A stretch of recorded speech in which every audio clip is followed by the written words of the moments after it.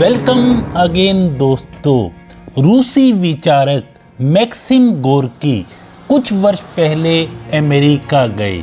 जी हाँ, America. A for advance. जब वो अमेरिका गए तो उन्हें ये लगा कि अमेरिका बहुत ही एडवांस कंट्री है और उन्हें अमेरिका में मनोरंजन के जितने भी साधन थे वो सारे के सारे दिखाए गए, क्योंकि अमेरिका दुनिया में मनोरंजन के लिए बहुत ही प्रसिद्ध था, बहुत ही एडवांस था। M for movie. जो दिखाने वाला था वह सोचता था कि गोर्की बहुत ज़्यादा प्रभावित होगा। सारे साधन दिखाने के बाद बाहर आकर वह आदमी उत्सुकता से प्रतीक्षा करने लगा कि गोर्की कुछ कहेगा, लेकिन गोर्की की आंखों में आंसू आ गए। तो उसने पूछा, क्या बात है, आप इतने उदास क्यों हो?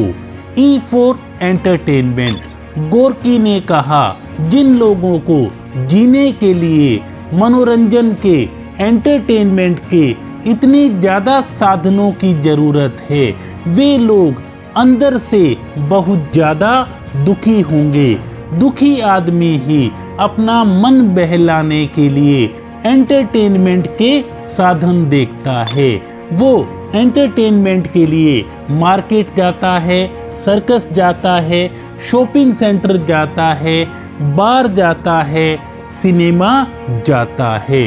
Are for renewal. दुखी आदमी को अपने को उलझाने के लिए कोई न कोई व्यवस्था चाहिए होती है। उस व्यवस्था को वह मनोरंजन, एंजॉय का नाम दे देता है, जबकि उसका मन उचटा उचटा, भागा भागा सा होता है। वह कोशिश कर रहा होता है कि उसका मन कहीं लग जाए। दुखी आदमी हजार कोशिशें कर रहा होता है कि उसका मन खुश हो जाए, थोड़ा सा वो हंस ले। I for involve. जबकि जो सुखी आदमी होता है वो अपने में डूबा रहता है। जो सुखी होता है उसका तो मन कहीं खो जाता है और मनोरंजन की बात तो वो कहीं करता ही नहीं, क्योंकि वो अपने आप में ही बहुत ज़्यादा इन्वॉल्व होता है। सी फॉर क्लीन। जो सुखी है वह तो ऐसा लीन होता है, ऐसा तल्लीन होता है, ऐसा मस्त होता है अपना होने में। अपना होना उसे इतना पर्याप्त लगता है कि कुछ और चाहिए ही नहीं। ऐसी परम संतुष्टि उसके माइंड को मिल जाती है और वो बिल्कुल क्लीन क्लियर हो जाता है। A for answer.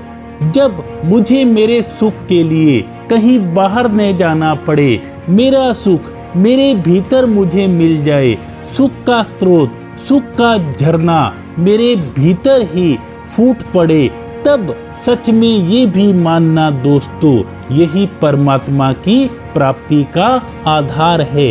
यदि दोस्तों आपके साथ भी ऐसा ही हो रहा है तो आप ये मान लीजिए कि आपको भी सच्चे सुख की प्राप्ति हो रही है, और इस सच्चे सुख की प्राप्ति के लिए आप दिल से उस ईश्वर का धन्यवाद करो, क्योंकि किसी ने कहा था, जो जीतता है वो कभी हार भी सकता है, लेकिन जो दिलों को जीतता है वो कभी हार ही नहीं सकता, पक्का।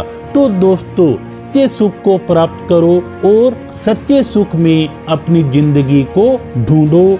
Thank you so much.